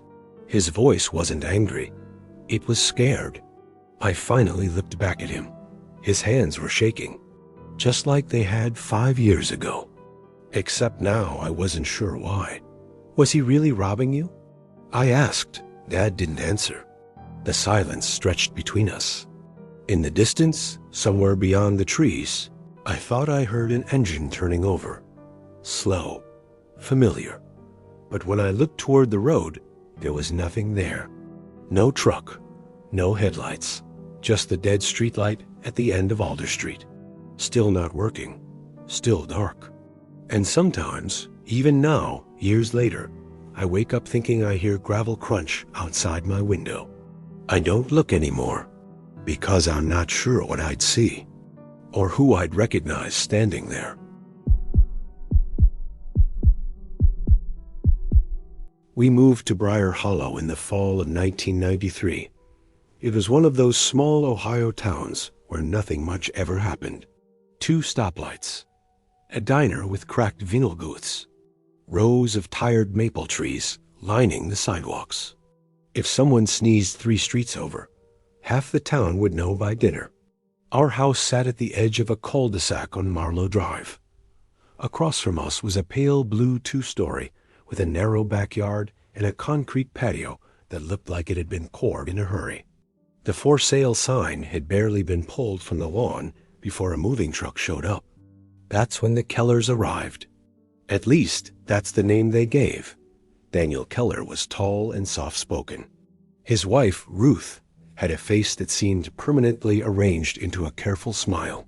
They had 2 children with them, a boy around 6 and a girl maybe a year older. Everyone at church buzzed about them. The Kellers had taken in 2 children, someone said. A blessing. A calling. My mother, Ellen, said it was beautiful. My father, Mark, just nodded and kept trimming hedges. The kids didn't look like Daniel or Ruth. That didn't mean much, of course, but I noticed it anyway. The boy had dark hair and large, watchful eyes. The girl's hair was a pale blonde, cut bluntly at her chin.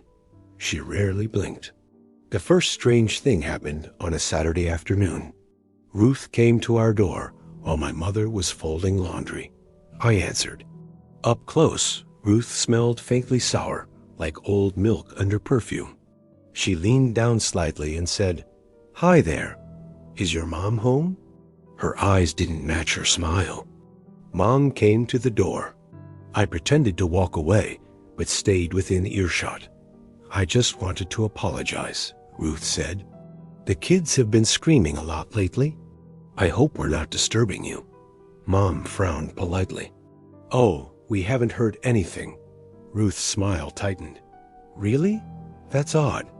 They've been very loud. I hadn't heard a thing, and our houses were close.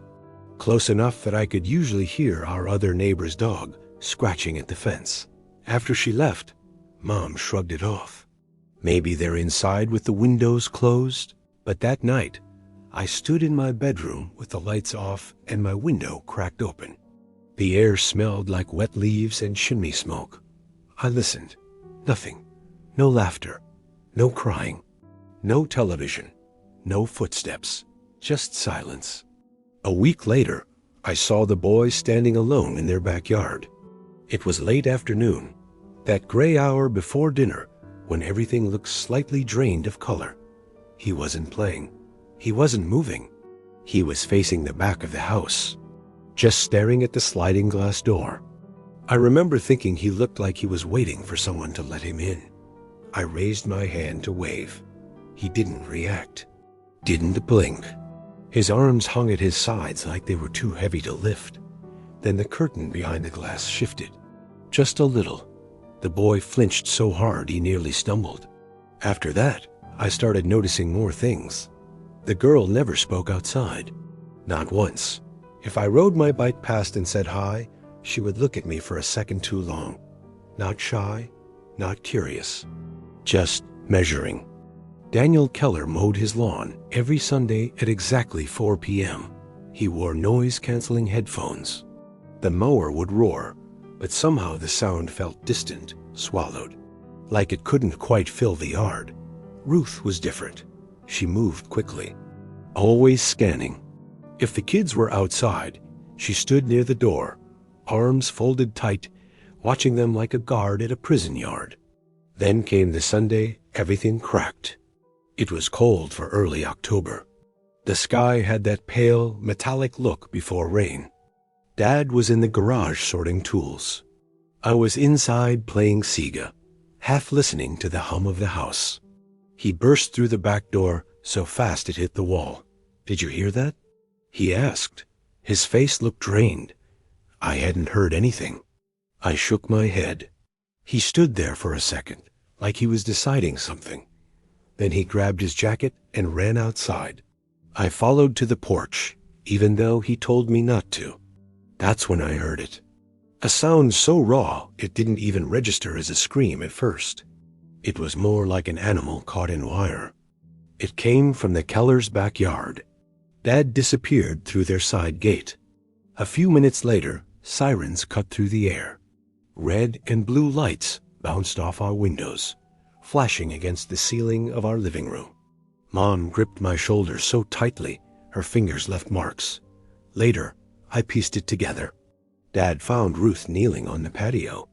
The boy was lying on his back near the edge of the concrete. His head was turned at an unnatural angle. There was blood pooled near a crack in the slab. Ruth kept saying, "He fell. He fell." He wouldn't stop running.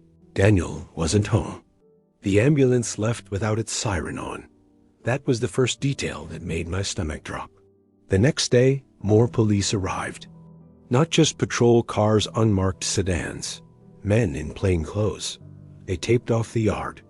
They carried boxes out of the house. News vans parked at the end of the cul-de-sac. People whispered. They said the injury didn't match a fall. They said there were older bruises. Marks hidden under clothing. Someone claimed child services had been involved in their last town, Red Grove. Complaints, investigations, nothing that stuck. By midweek, Ruth was arrested. Daniel, too, but later released. The story shifted daily. First, it was an accident. Then it wasn't. Then it was worse than anyone thought. The children, it turned out, weren't legally adopted. The word used on the evening news was acquired. No agency records. No court filings. Just cash. No one could explain where they had come from. After the arrest, the girl vanished. Officials said she was placed with relatives. But no one ever saw relatives. No moving truck. No goodbye. One afternoon, I walked past the Keller house. The yard tape had been removed, windows dark. The air felt colder near the fence, like stepping into shade even though the sun was out. I don't know why I did it, but I slipped through the side gate. The patio had been scrubbed. Still, I could see a faint dark stain in the cracks of the concrete. I stood there longer than I should have. That's when I heard it, a soft tapping. From inside the house, 3 slow knocks against glass. I froze. The sliding door was shut, curtains drawn. The tapping came again. Not frantic, not loud, deliberate. I stepped closer. Hello? My voice came out thin. The curtain shifted slightly, just enough for me to see a sliver of darkness inside. Then I saw a shape, small, standing very still. My heart slammed so hard I felt it in my throat. The girl, at least I think it was her. Her face appeared in the narrow gap of the curtain, pale, expressionless, eyes wide and unblinking. But that didn't make sense. They said she was gone. We stared at each other for what felt like a full minute. Then she raised her hand, not to wave. She pressed her palm slowly against the glass. Her fingers spread, and I realized something that still makes my chest tighten when I think about it. Her hand looked wrong. Too thin, too long, like it didn't quite belong to her. A car door slammed somewhere behind me, and I jumped. When I looked back at the door, the curtain had fallen back into place. No shape, no movement, just my reflection staring back. I ran home. I never told my parents. The house stayed empty for months. Eventually, another family moved in. Fresh paint, new curtains. The patio resurfaced. Life went on, but sometimes, late at night, I would wake up to a sound that didn't fit. A soft knock, 3 slow taps. Not from the front door, from my bedroom window. The first time it happened, I told myself it was branches, even though there were no trees near that side of the house. The second time, I checked the yard. Nothing there. The third time, I didn't move at all.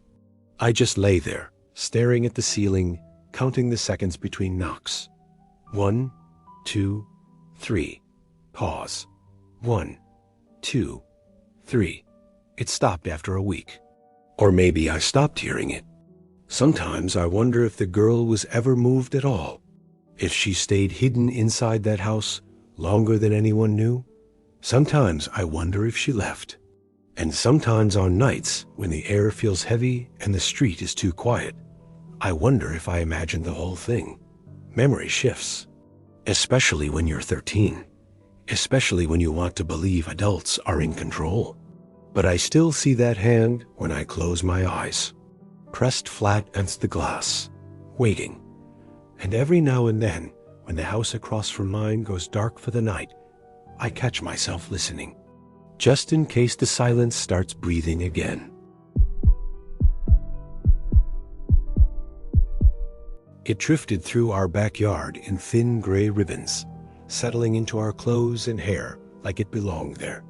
Even now, if I catch the scent of burnt wood, I'm right back in the summer of 2003, standing barefoot in the gravel behind our house in Ash Hollow, watching something black and crooked burn behind the old rental trailer. That trailer sat on a patch of land my stepdad owned. It leaned slightly to one side, like it was tired, paint peeled in long strips from the siding. The windows were always either too dark or too bright, like someone inside couldn't decide whether to hide or be seen. When the Mercers moved in, I was 11. They had 2 kids. Layla was my age. Her little brother, Cody, was 10. My younger cousin, Evan, lived with us that year, and when we heard there were kids next door, we were thrilled. Ash Hollow wasn't exactly full of options. The first time I saw Lila, she was standing at the edge of their yard, toes pressed into the dirt, watching the smoke rise from a pile of burning furniture behind her house. Her dad, Mr. Mercer, kept feeding the fire, old chairs.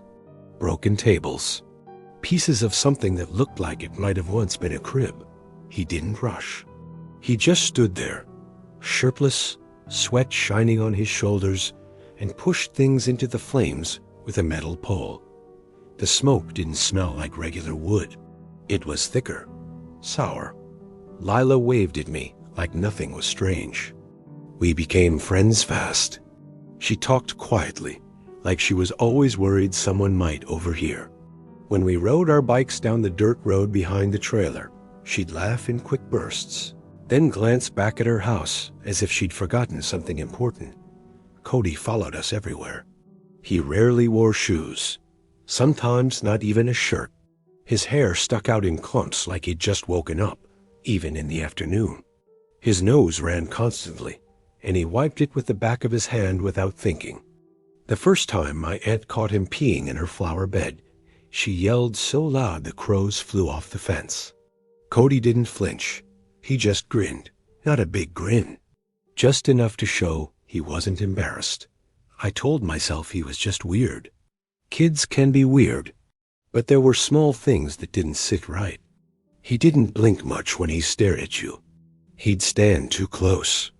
Once, while we were riding our bikes, he grabbed the back of mine and jerked it hard enough that my front wheel wobbled into the ditch. I scraped my knee, and when I looked up at him, expecting an apology, he was studying the blood like it fascinated him. "Does it hurt bad?" he asked. I said yes. He tilted his head. How bad? I didn't know how to answer that. The inside of their trailer felt different from ours. The air was stale, heavy. There was always a faint metallic smell, like old coins. The carpet near the hallway was dark in places, but I never asked about it. One afternoon, I walked over to find Lila. The front door was slightly open. I knocked anyway. No answer. I pushed it wider. Mr. Mercer was sitting in a stained recliner, a beer in his hand. The TV was off. The room was dim, even though it was still daylight outside. He looked at me like I'd interrupted something important, though he hadn't been doing anything. His eyes were pale and flat, not angry, not friendly, just empty. "Leela's in her room," he said without breaking eye contact. I didn't move. The silence stretched so long I could hear the refrigerator humming down the hall. Then he smiled. Not with his eyes. I mumbled something and backed out. I never stepped inside that trailer alone again. The fires kept happening. Every few days, another pile of junk burned in their yard. The smoke drifted through our windows at night. Sometimes I'd wake up coughing and see orange light flickering through the blinds. Evan started having nightmares. He wouldn't say what they were about, just that someone was standing at the end of his bed, watching.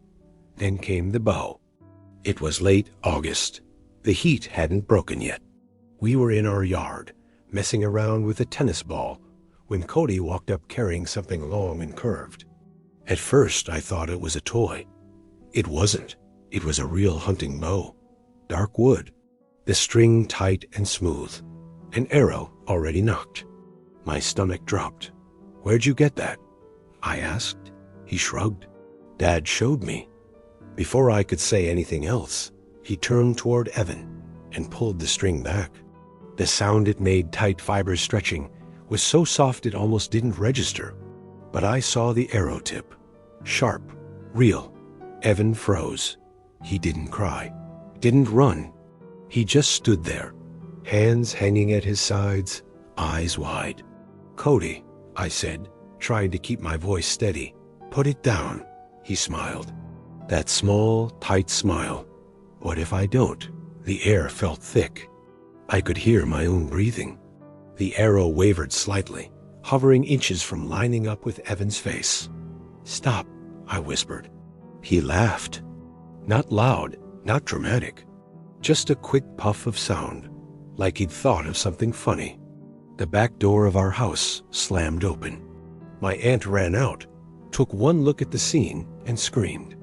She yanked Evan behind her so fast he stumbled. Cody didn't shoot, but he didn't lower the bow right away either. He kept it drawn, watching us. Eventually, he relaxed the string. The arrow dipped. That was the last day we were allowed near them. After that, Lila and Cody came to our door almost every afternoon. They'd knock softly at first. "Riley?" Lila would call. "Are you home?" We'd sit in the living room, not moving, not breathing too loud, and the knocking would get harder. Cody's voice would join hers, louder, less clear. Once, he started laughing between knocks. It went on for weeks. Then suddenly, it stopped. The Mercers were gone by October. They left the trailer a wreck. Burn marks in the yard, blackened scraps of metal. The inside smelled worse than before, like oil and something sweet that had gone bad. My stepdad had the trailer hauled off before winter. You'd think that would be the end of it. It wasn't. A few nights after they left, I woke up to a soft tapping at my window. Not a knock. More like something brushing against the glass. I checked the clock. 2:17 a.m. The house was silent. I slid out of bed and pulled the curtain back just enough to see the yard. There was someone near the tree line, small, too small to be an adult, standing very still. The porch light didn't reach that far, but I could make out thin shoulders, messy hair. Watching my window, my throat went dry. "Cody?" I whispered, though he couldn't possibly hear me. The figure tilted its head, just slightly. Then it stepped back into the dark, gone. I don't remember going back to bed. I just remember locking the window and sitting on the floor until the sky started to lighten. The next morning, I told myself I'd imagined it. But there were footprints beneath my window. Bare, small, facing the house. I never told anyone about the second thing. About the part I'm not sure even happened. Because sometimes, when I try to remember that night clearly, I see something else. I see myself outside, standing near the tree line, looking up at my own bedroom window. I see my reflection in the glass, pale and still. And for a second, I can't tell which side of the window I'm on. It's been years. I'm 34 now. Ash Hollow barely looks the same. The field where the trailer once stood is empty. No burn marks, no metal scraps. But sometimes, when the air smells faintly of smoke, I wake up at 2:17 a.m., and I swear I hear something brushing against the glass, not knocking, just waiting. In 2018, I moved to a town called Alder Ridge. It wasn't the kind of place people moved to on purpose. It was the kind of place you ended up in because rent was cheap and you didn't have better options. The apartment was a basement unit beneath a narrow, 2-story house on Briar Lane. Low ceilings. One small window at ground level. The glass sat just inches above the dirt outside. If someone stood close enough, their shoes would block out the light. Upstairs lived a man named Victor Holloway, early 40s. Broad shoulders. A permanent redness in his face that never quite faded. He lived with his girlfriend Marling and her teenage son, Caleb. When I first moved in, Marlene handled everything. She was the kind of person who apologized for noise before it happened. She kept Victor steady. If he drank too much, she steered him inside before he could start anything with the neighbors. I kept to myself. Worked nights at a distribution warehouse outside town. Slept during the day. The basement suited me. Dark, quiet. No one asked questions, at least not at first. About a year after I moved in, Marlene left. No screaming fight. No police. One day her car was in the driveway. The next morning, it wasn't. Caleb went with her. Victor stayed. The house changed after that. It's hard to explain. It felt heavier. Like the air above my ceiling had thickened. Victor started pacing at night. Long, slow steps directly above my bed. Not random, not restless.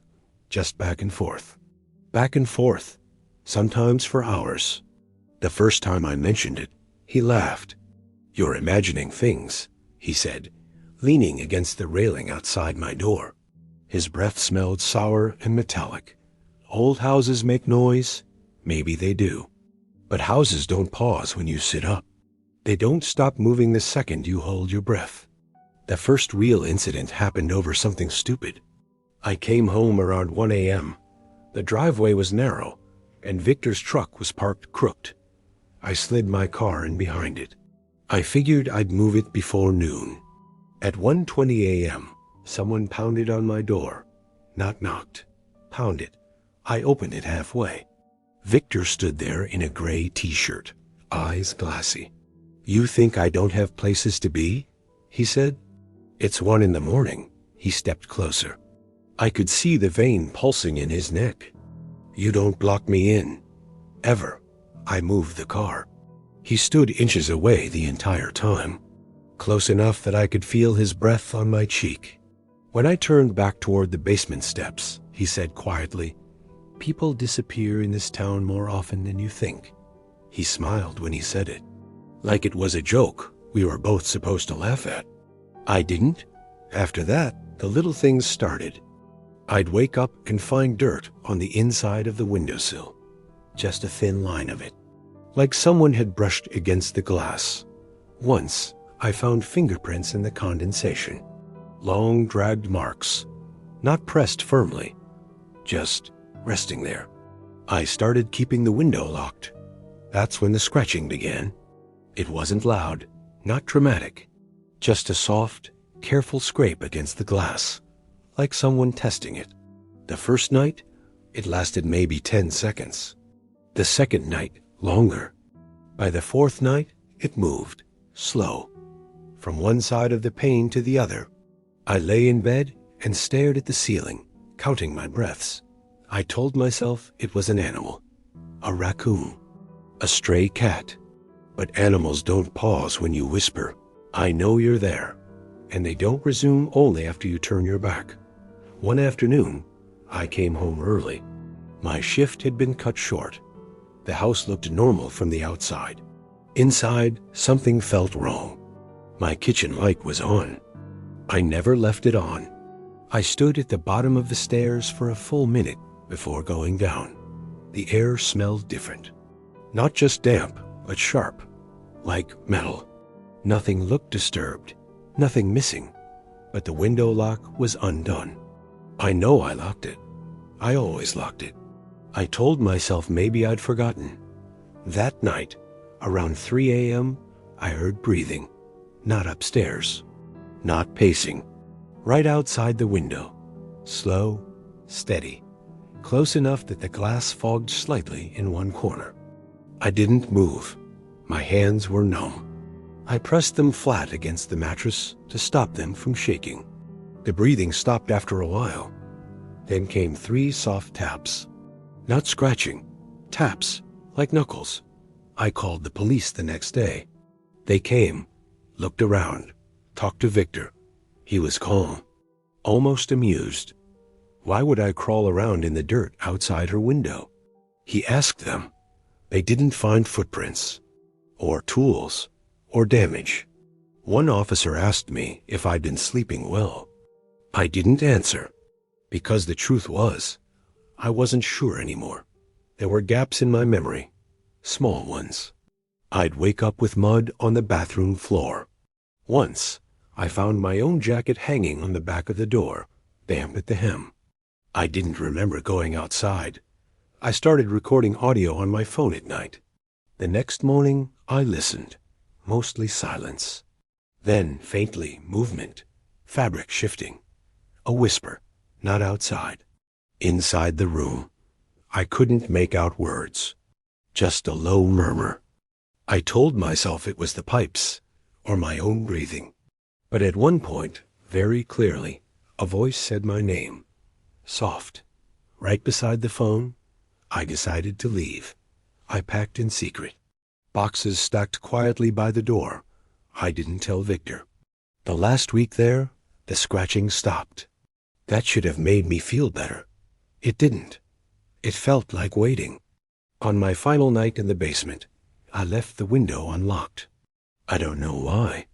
Maybe I wanted proof. Maybe I wanted to see. Around 2:17 a.m., I woke to the sound of the window sliding up. Not forced, not shattered, just lifted. Cold air spilled across my face. I kept my eyes closed. Footsteps, soft, careful, on the concrete floor. My heart was beating so hard, I thought I might black out. The steps stopped beside the bed. I felt weight sink slowly onto the mattress. Not much, just enough to tilt it slightly toward the window. A hand hovered near my face. I could feel the air shift with it. I waited for it to touch me. It didn't. Instead, something cold brushed against my wrist. Metal. A long, slow inhale right above me. Then, just as carefully, the weight lifted. Footsteps retreated. The window slid shut. I lay there until dawn. When I finally sat up, there was a thin, straight scratch on my forearm. Not deep, just enough to break the skin. And on the inside of the window, written in the faint fog of morning condensation, were 3 words. You left it open. I moved out that afternoon. I never saw Victor again. I live in a second-floor apartment now, across town. No shared walls, no ground-level windows. For months, I slept with the lights on. Sometimes I still wake up at exactly 2:17 a.m. The room feels crowded when it shouldn't. Last week, I found dirt on the inside of my bedroom windowsill. Second floor. No trees nearby. No balcony. I told myself it must have come from my shoes. But I haven't worn shoes inside in years. And last night, just before I fell asleep, I heard it again. Not scratching. Not tapping. Breathing. Very close to my ear. I didn't move. I didn't open my eyes. Because I'm not sure what scares me more. The thought that Victor followed me. Or the possibility that he never had to.